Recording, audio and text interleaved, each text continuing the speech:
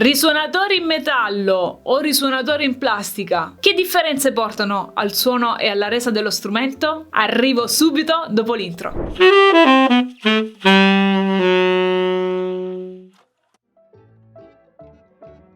Ciao, sono Emanuela e sono una sassofonista e clarinettista professionista. Mi occupo essenzialmente di didattica con lezioni online e nel mio studio di Bergamo. Se non l'hai ancora fatto, iscriviti al canale in modo da rimanere sempre aggiornato sulle nuove uscite e i contenuti esclusivi. Oggi parliamo di un argomento un pochino più tecnico, che è quello dei risuonatori. Sappiamo che il sax, quando deve chiudere il foro, perché il sax giustamente ha tanti fori, utilizza le chiavi, ma alle chiavi sono montati i cosiddetti tamponi, che sono dei dischi di feltro rivestiti in pelle. Questi dischi però hanno anche dei cosiddetti risuonatori, che sono dei dischi o in metallo ma anche in plastica, cioè queste due tipologie. Oggi andiamo a vedere che differenza c'è fra la resa sonora e timbrica di un risuonatore in metallo e di un risuonatore in plastica. Mi rifaccio alla recensione del Mark VII che ho fatto qualche settimana fa sul mio canale di YouTube, nel quale andavo a provare questo bellissimo strumento. In quel caso i risuonatori erano in plastica. Oggi mi ritrovo fra le mani un fratello di quello strumento lì, molto similare per numero di matricola,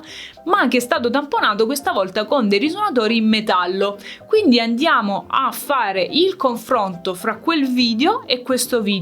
Utilizzerò la stessa imboccatura, lo stesso tipo di ance, lo stesso microfono e ricordo che l'audio sia del precedente video recensione che di questo non viene assolutamente lavorato. Andiamo a sentire come suona.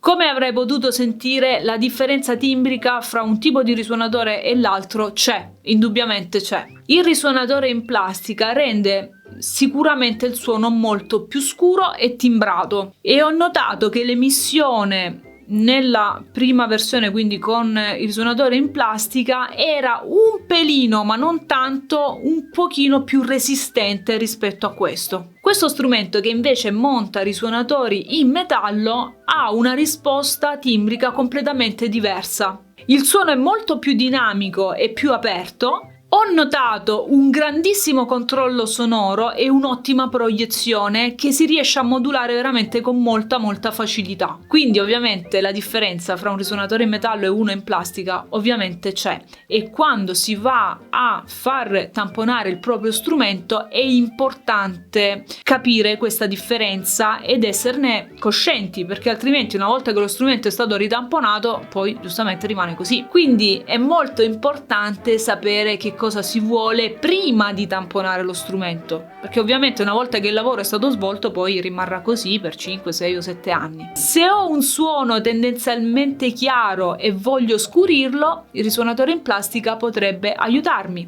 Se ho un suono scuro già di mio, come per me che ho un suono di mia natura già molto scuro, sicuramente un risuonatore in metallo potrebbe aiutarmi a schiarirlo un pochino e darmi un pochino di dinamica in più. Non è che i risuonatori in plastica siano migliori di quelli in metallo o quelli in metallo siano migliori di quelli in plastica, è una questione di che cosa si vuole dallo strumento. Sappiamo che Selmer montava originariamente sul Mark VII tamponi con risuonatori in plastica. Le motivazioni non le conosco, però sicuramente ci sarà stato un motivo. È pur vero però che al momento della rimessa in sesto dello strumento con la tamponatura e la overall completa si può anche scegliere di cambiare tipologia di risuonatore. Lo fanno in tantissimi, non c'è assolutamente nulla di male. Ho fatto questo breve contenuto per dare un po' di chiarezza, perché spesso mi scrivete ma non so, il risuonatore in plastica, il risuonatore in metallo. Ovviamente questi sono degli argomenti che vanno sempre discussi con il proprio tecnico riparatore,